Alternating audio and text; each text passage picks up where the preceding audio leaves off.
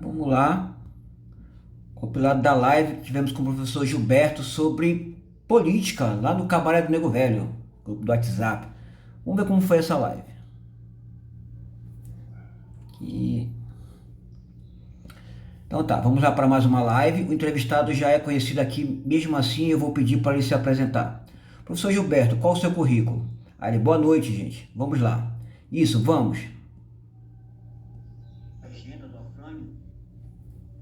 Bom, pessoal, isso aqui vai passar um debate entre o professor Gilberto e o nosso colega Afrânio. Acabou que, devido ao problema de agenda do Afrânio, eu vou me aventurar aqui e tentar fazer a entrevista com o professor Gilberto, especificamente sobre política. Vamos lá. Bom, pessoal, essa live era para ser um debate, um bate-papo com o professor Gilberto e o Afrânio Barão sobre política. Acabou que por problemas de agenda, o Afrânio não pôde fazer esse debate. Ele foi muito protelado e tal, então eu tentei fazer a entrevista com o professor Gilberto. Vamos ver como é que foi. Aí aqui ele mandou um texto. Vou apresentar. Sou professor de língua portuguesa e militante do PSTU há quase 30 anos. Aí o belo currículo. Como você define a política? Aí o Gilberto.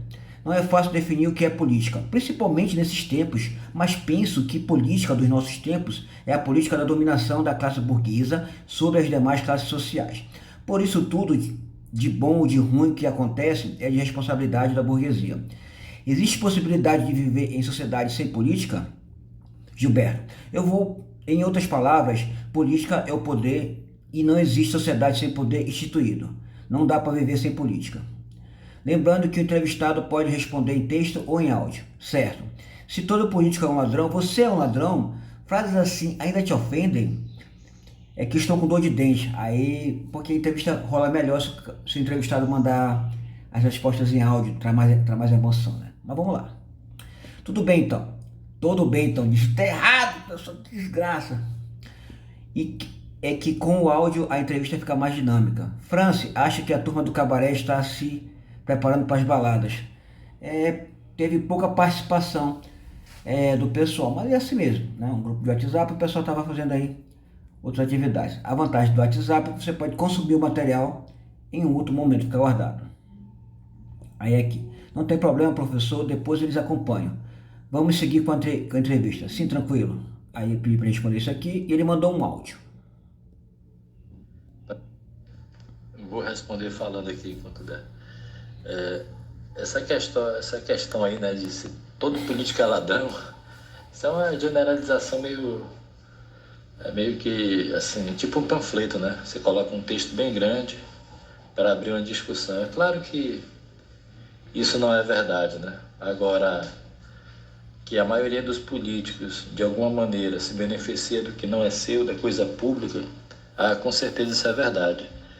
Eu não me encaixo nisso, pelo menos eu luto bastante para que nem eu, nem o meu partido tenha alguém que atue dessa maneira, né? Então é uma questão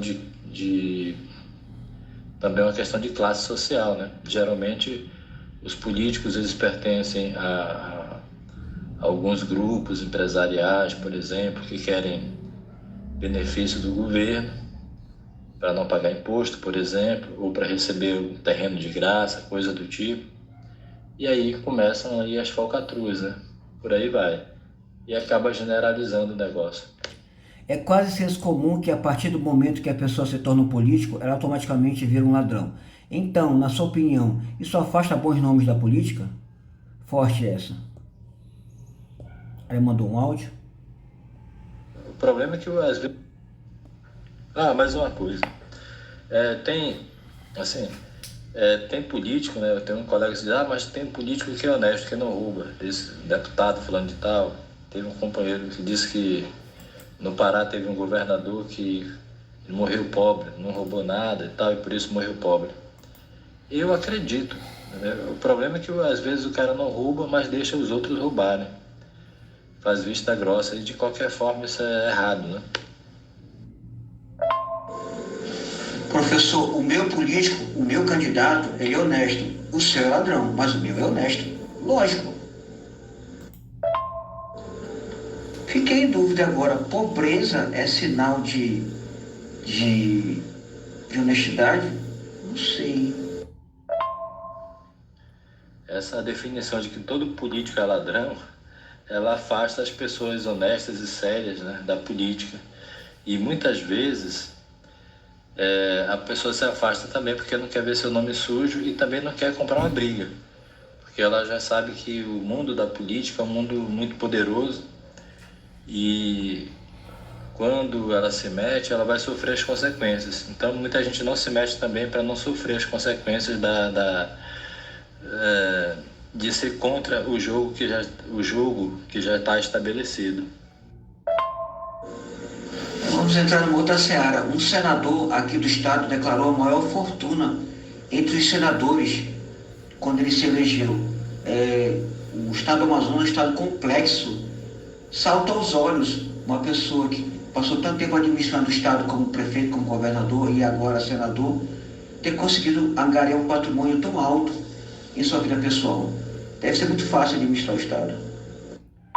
Uma sociedade corrupta pode exigir políticos honestos e vice-versa? Olha, tem três coisas aí. Primeiro, essa questão de que ser pobre é sinônimo de honestidade, isso não é em lugar nenhum, né? Nunca foi. Mas a outra coisa é que ser rico exige um suor, né, do rosto, o trabalho, o esforço e tudo mais. Essa definição de riqueza, ela não é, na minha avaliação, uma definição muito precisa. Eu acho que a definição de riqueza ela tem muitos sentidos, né?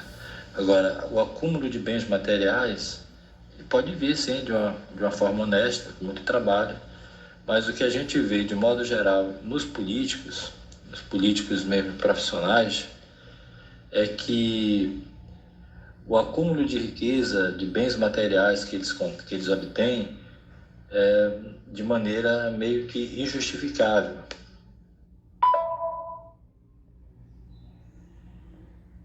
Onde é que estava?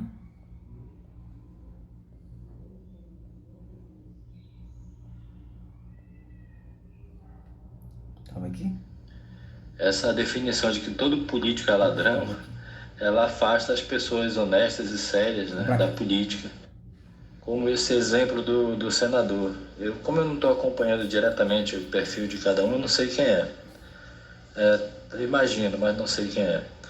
No entanto, se houvesse seriedade, se o Estado, né, fosse um órgão sério da sociedade, bastaria fazer uma varredura na vida financeira da pessoa que iria descobrir como ela conseguiu tanto dinheiro.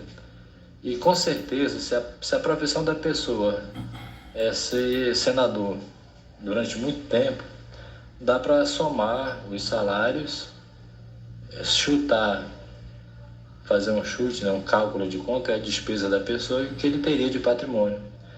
Mas aí você vai ver que eles se associam a um monte de empresas. E por isso que a gente fala na questão da burguesia. Porque essas associações, elas não são algo gratuito. Elas são justamente para permitir a justificativa do acúmulo de bens que muitas vezes não é de forma honesta. Glaucio Mendonça nos ensinou aqui na live dele que a primeira coisa que o político que ganhou a eleição quer é se reeleger. Qual a sua opinião sobre isso? Melhor não chorar, não citar nomes. A Fânia Barão poderia falar. Aí você já quer demais. Professor Gilberto. Olha, eu acho que essa observação que o Glaucio faz, ela é correta. Talvez o político já fique pensando em se reeleger porque queira manter privilégios. Então, quando a pessoa obtém privilégios e ela vai para a política para obter exatamente os privilégios, ela não vai querer largar privilégio. Pelo contrário, vai querer manter e ampliar. Então digamos assim, que isso é uma consequência dos privilégios. O cara querer se manter na política como candidato, como deputado, como vereador, ou cargos mais altos, né? Isso vira um meio de sobrevivência. Pertinente, Mestre Glaucio, a função de partidos políticos é chegar ao poder. Você disse que não pretende mais se candidatar. Mantém essa decisão? É o que nos parece. Chegando ao poder, implantar suas políticas públicas e projetos de governo. Professor Gilberto. Deixa eu responder aqui a afirmação do Glaucio aqui.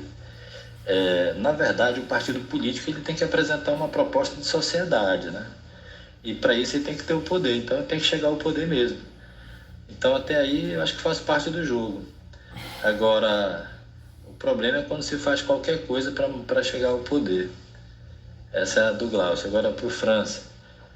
Eu decidi que eu não quero mais ser candidato. Eu acho que passou o tempo de eu ser candidato, mas eu acredito que outras pessoas podem ser candidatas e podem ter um comportamento correto, defender coisas corretas. E como eu acredito que o partido deve apresentar um projeto para a sociedade, eu continuo do meu partido defendendo que ele é o melhor, né?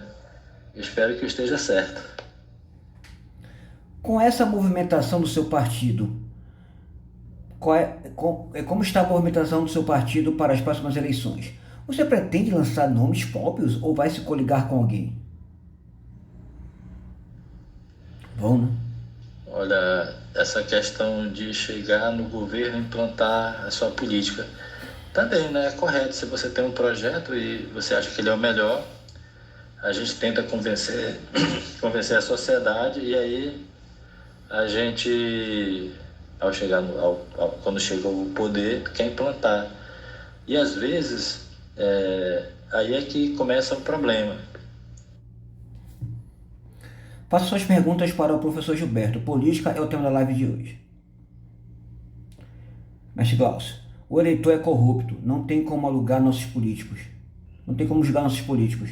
São uma amostragem real dos eleitores que os elegem. Forte essa. Ou seja, sobre a questão dos problemas ainda. Eu vejo, por exemplo, que o Milei na Argentina, né, está com um pacote de austeridade bem forte e isso já está causando, né, uma série de problemas sociais porque a Argentina vive uma crise.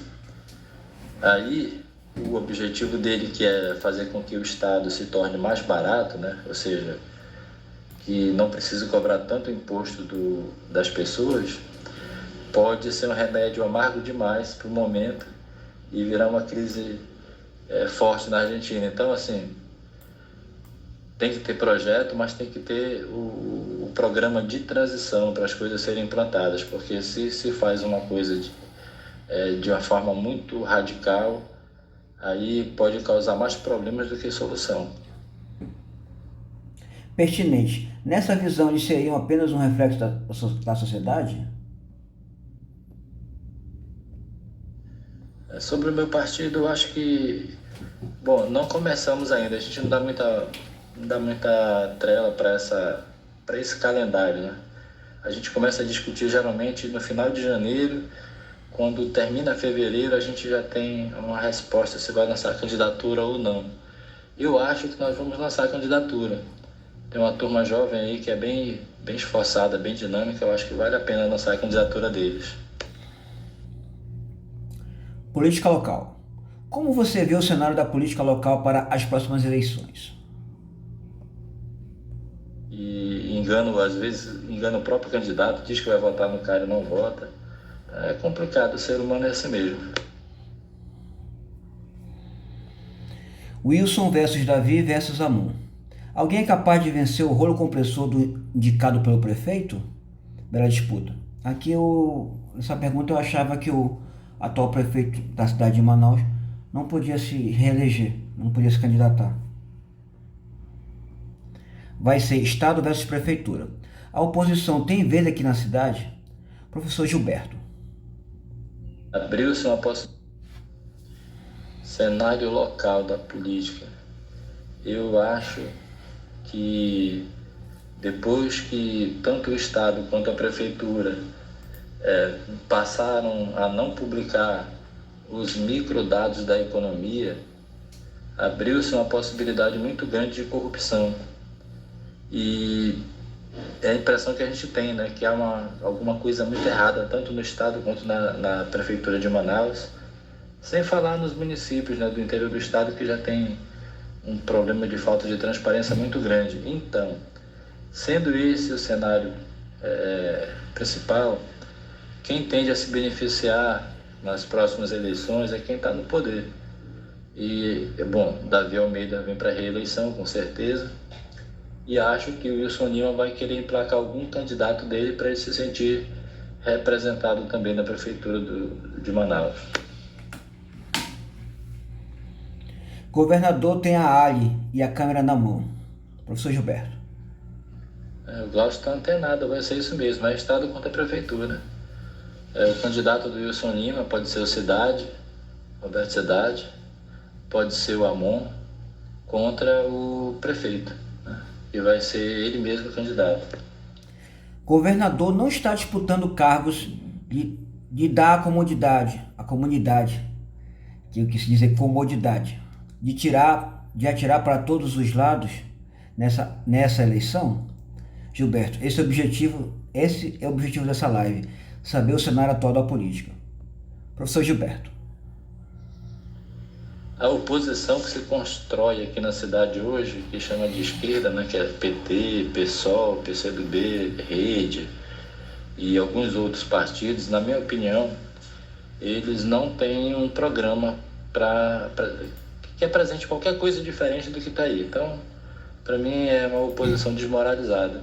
Se nós do PSTU lançarmos candidatura, a gente vai polemizar tanto com o Wilson Lima, o candidato dele, como o prefeito atual, Davi Almeida, mas vamos polemizar muito também com essa esquerda. É uma esquerda que ela é esquerda aqui, mas é governo federal com Lula e passa o pano de tudo que o Lula está fazendo, né? Então, para mim, é uma oposição sem futuro. O prefeito ainda pode se candidatar? Roberto Cidade, mestre Antônio. É outro nome que tem chance sim. Professor Gilberto. Da Senado. E o Davi Almeida ainda pode ser candidato, ele só é prefeito de primeiro mandato ainda. Ele tem direito à reeleição. Já o Wilson Lima, quando chegar ao final do mandato dele, ele não terá direito à reeleição, porque já fez a reeleição. E aí ele vai, com certeza, querer emplacar um próximo candidato a prefeito de Manaus, para que ele tenha uma certa garantia, talvez numa candidatura a Senado. E geralmente é assim, o cara se torna governador e depois, quando não pode mais continuar na reeleição, ele vai para senador. Depois do Senado, tenta voltar a ser governador de novo. Essa é a lógica. Se todo homem tem um preço, alguns são baratíssimos. Quanto custa o apoio político do seu partido? Acredito que o prefeito está forte e não vai precisar fazer coligações? Professor Gilberto.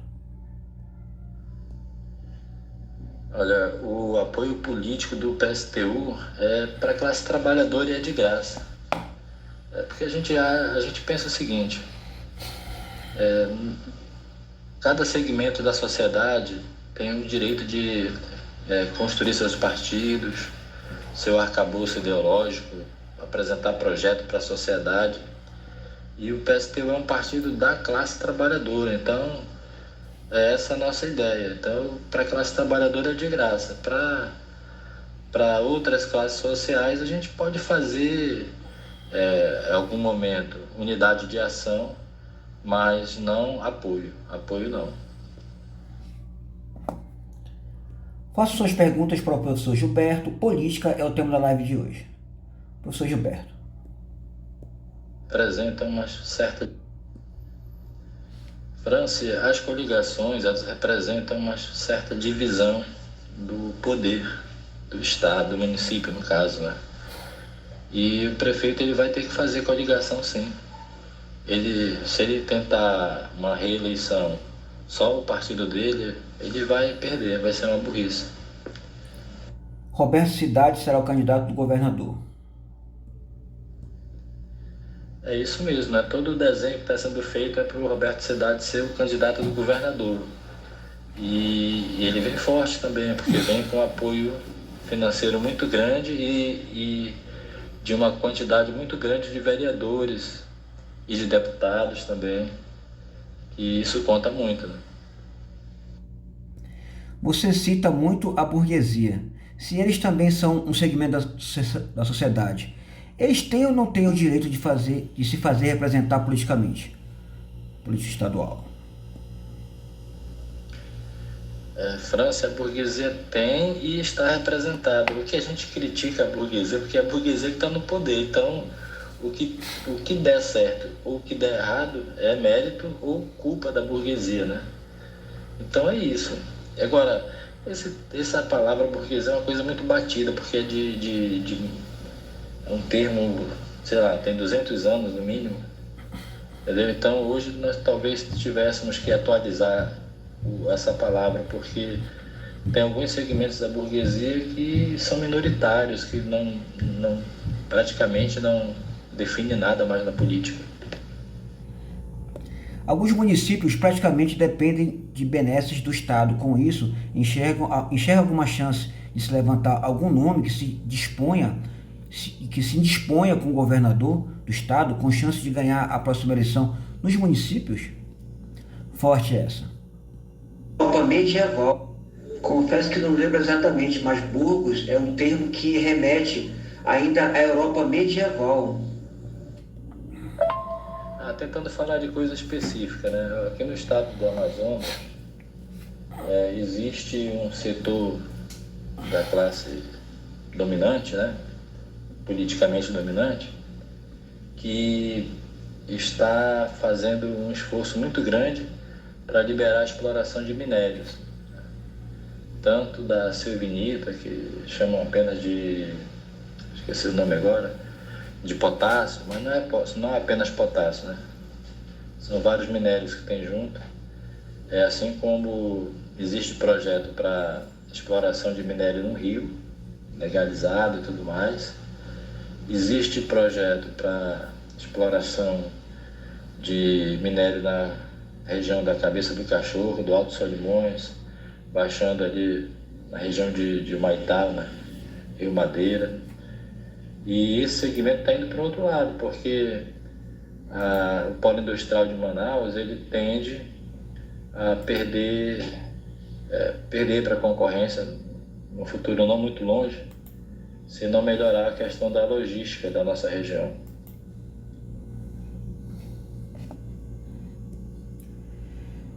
Pode citar nomes, cuidar de ter errado. Cite nomes. Resposta. Olha, Sinésio Campos, que é do PT, né? Ele é um deputado que tem feito muito esforço, muita gestão para liberar a exploração da silvinita. Recentemente eu vi o Omar Aziz numa forma assim muito por cima, dizendo que é preciso criar uma regulamentação que garanta uma exploração responsável das riquezas da Amazônia e tal. Esse aí é um discurso que mudou, porque até um tempo atrás o discurso fundamental era a questão da Zona Franca. Agora mudou, já vem sendo falada a questão da exploração dos recursos da Amazônia. Mas tem o Eduardo Braga, que há muito tempo vem falando sobre isso também, e tem outros, né? Estou citando 3 apenas.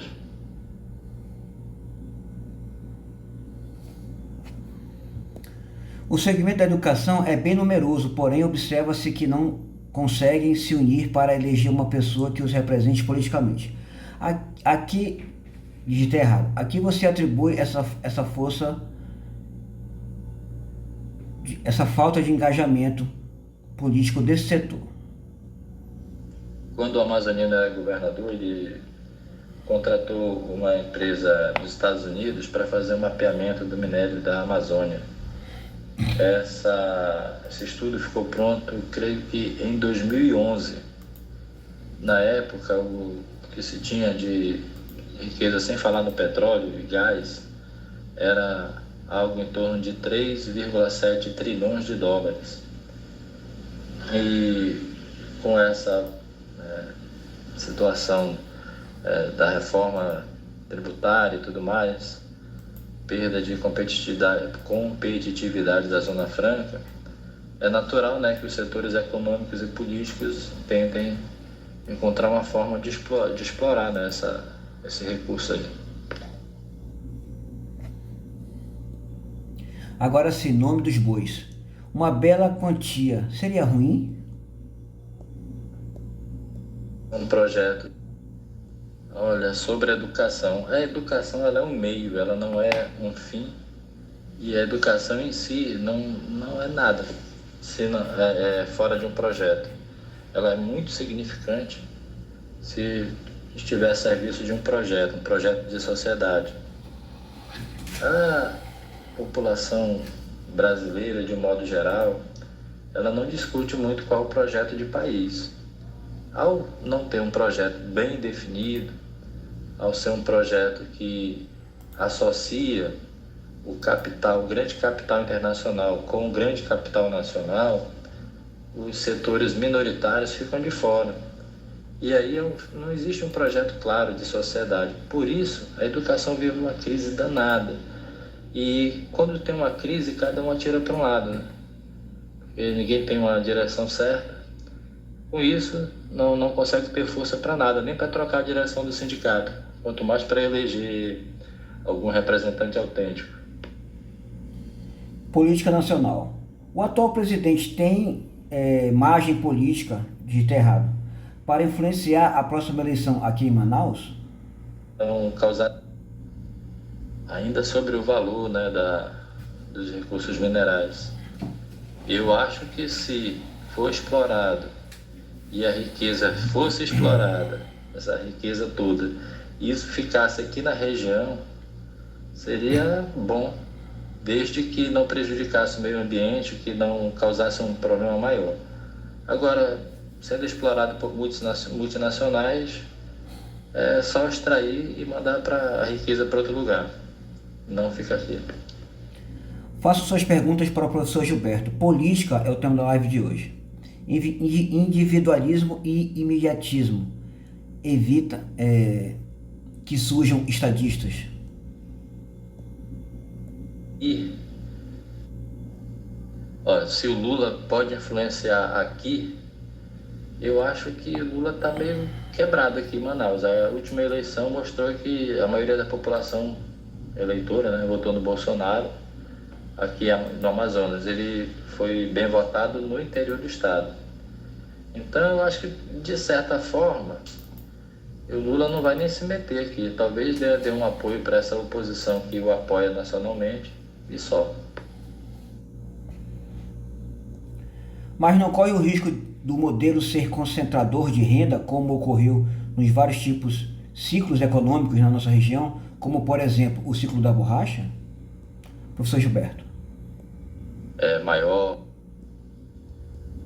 Olha, essa questão do estadista, aquela pessoa que pensa no bem maior, que não pensa primeiramente no seu grupo político e tal, isso é um negócio meio de ideologia vazia, na minha opinião.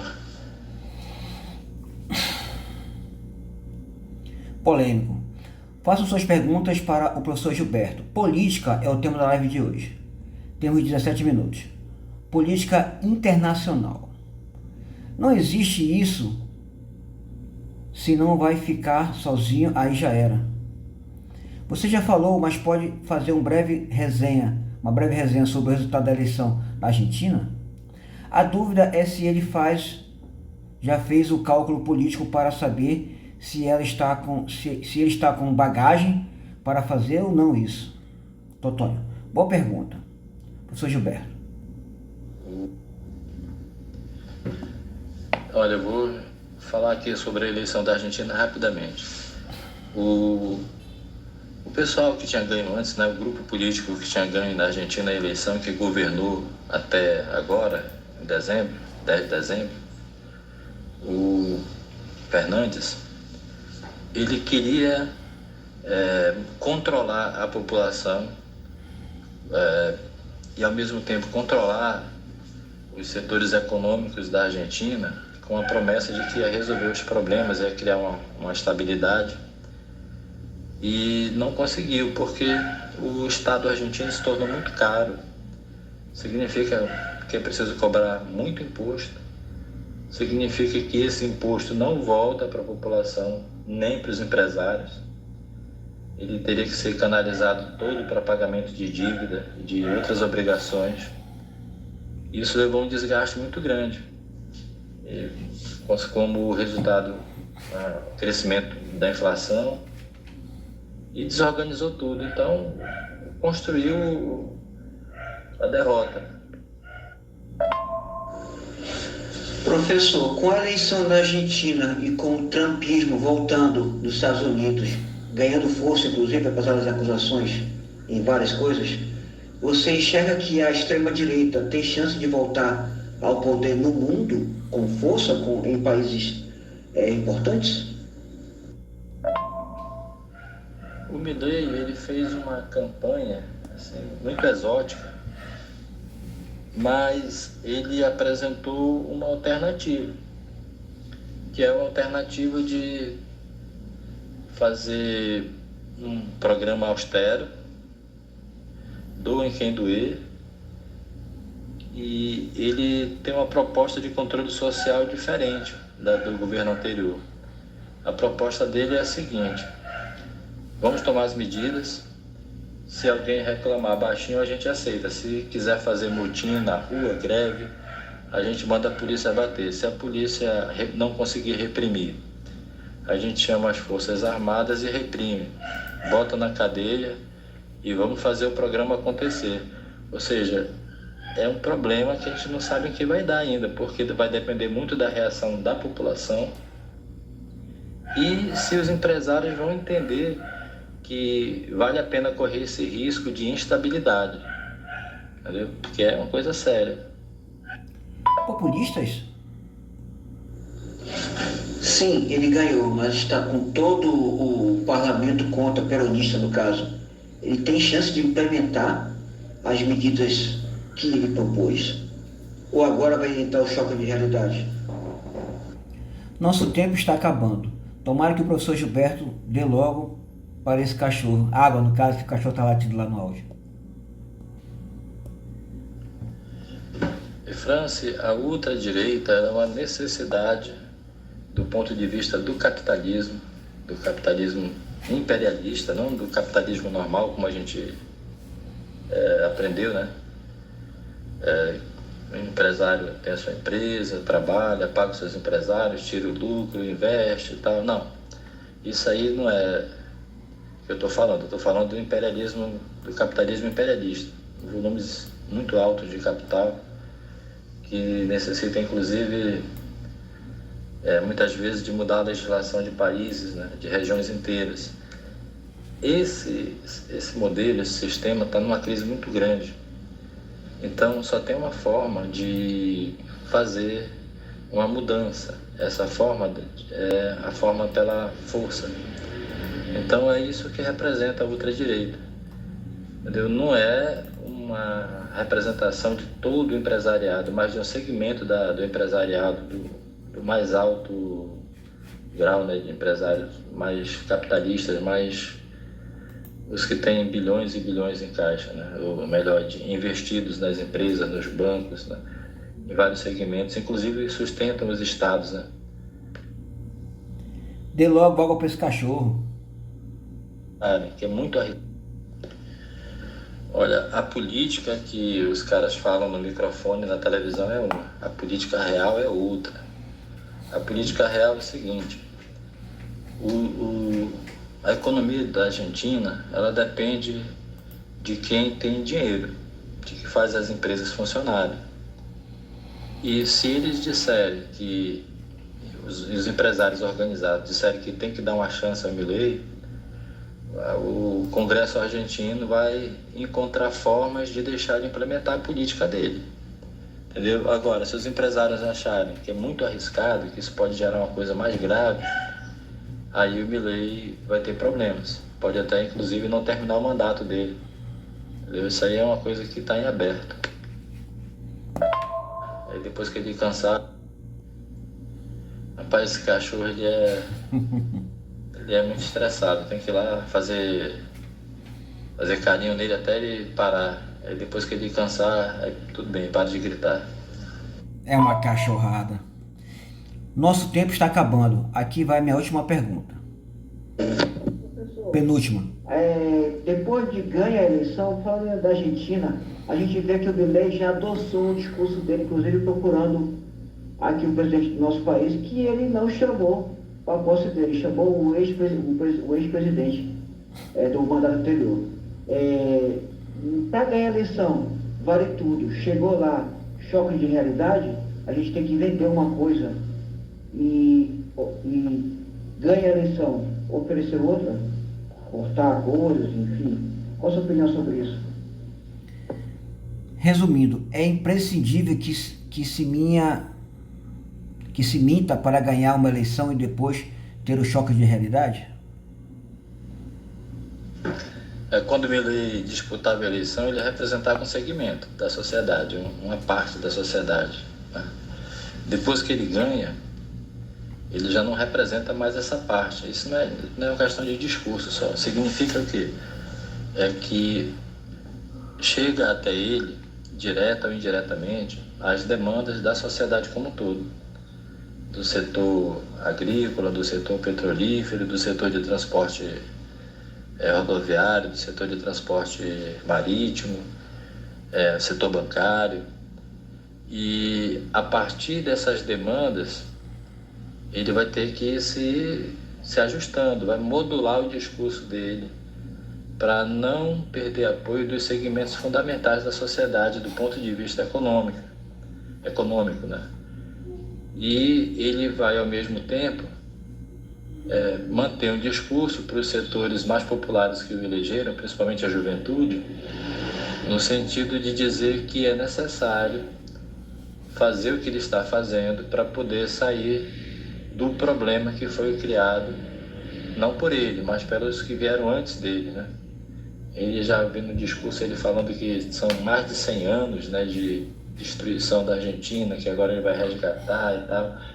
Então é uma pregação, né? E durante um tempo essa pregação vai ter eco. Se alguma coisa der certo, talvez continue tendo eco. Se por acaso se mostrar um desastre, ele perde o apoio popular. Quando perde o apoio popular, os empresários vão avaliar se vale a pena ou não manter o risco da linha política dele. Minha última pergunta. Muito bem argumentado. Litígio. Professor, minha última pergunta. Alguns colegas politizados aqui do grupo citaram alguns nomes que eles entendem que tem força aí para a próxima eleição. Aparentemente há um litígio entre a prefeitura e o governo do estado. O senhor entende que se algum nome realmente forte, diferente aparecer, há uma possibilidade de uma volta de uma ação conjunta entre o estado e a prefeitura, eles unirem forças, ou para reeleger o prefeito ou alguém do interesse de ambos? Como o senhor enxerga isso? Pode ser. Olha, pelo que eu entendo, houve um período em que o Wilson Lima e o Davi Almeida tinham um certo acordo, né? Aliás, tinham bastante acordo. E depois, esse acordo não existe, deixou de existir, não existe mais. Enquanto existia esse acordo entre eles, era possível ter um nome de consenso. Se eu entendi bem nessa questão da ação conjunta, seria isso, né? Mas agora, como não há esse acordo, então não vejo possibilidade de ter um nome de consenso para a prefeitura. Agora, se por acaso ganhar o candidato do Wilson Lima, depois de assumir a prefeitura, sim, pode ser não, é quase certo que vai haver ação conjunta. Até porque o Wilson Lima vai fazer isso em função da sua próxima candidatura, né? Todo mundo vem dizendo aí que ele vai ser candidato a senador. Pertinente. Infelizmente, nosso tempo acabou, então vamos para as considerações finais do nosso entrevistado. Muito bem argumentado.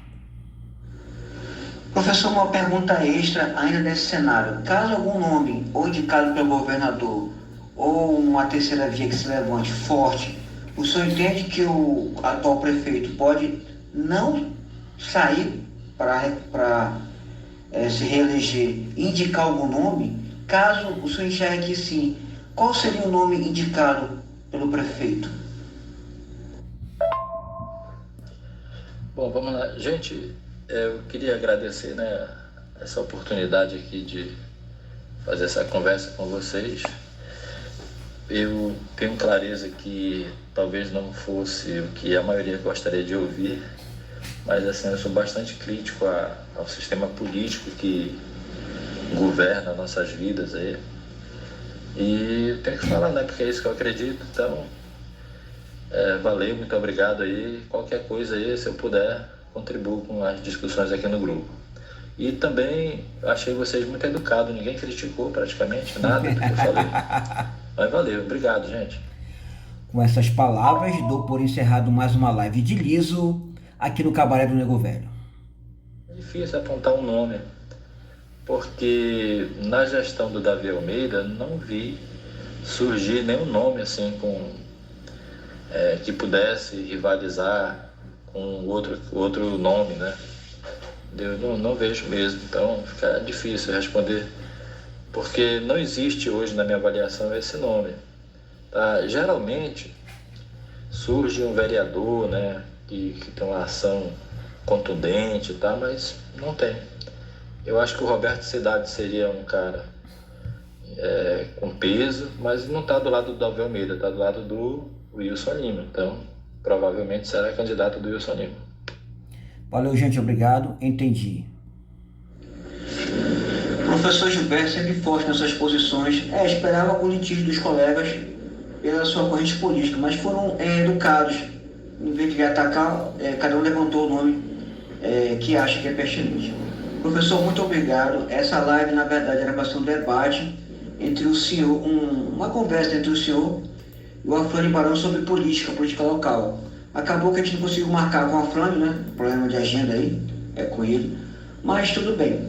Obrigado, professor Gilberto. Sempre eu aprendo quando eu paro para lhe ouvir. Né? Live é excelente. Aprendi um pouquinho mais sobre política com o senhor. E, pessoal, com essas palavras, dou por encerrado mais uma live de liso aqui no Cabaré do Nego Velho.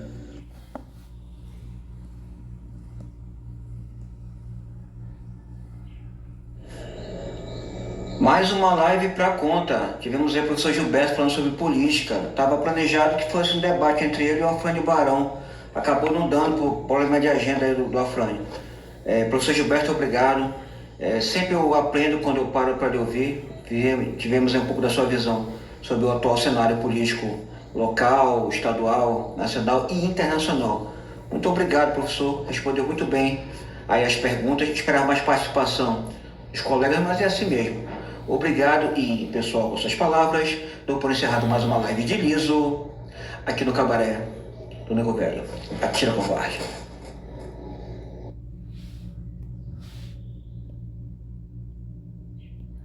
Bom, pessoal, então foi isso, compilado aí da live do professor Gilberto, né, ele promoveu lá no Cabaré do Nego Velho, falando um pouquinho sobre política. Obrigado, professor Gilberto, como sempre, o seu solícito, aí foi excelente. E, pessoal, com suas palavras, dou por encerrado mais um compilado do Cabaré do Nego Velho. Atira, covarde, covarde.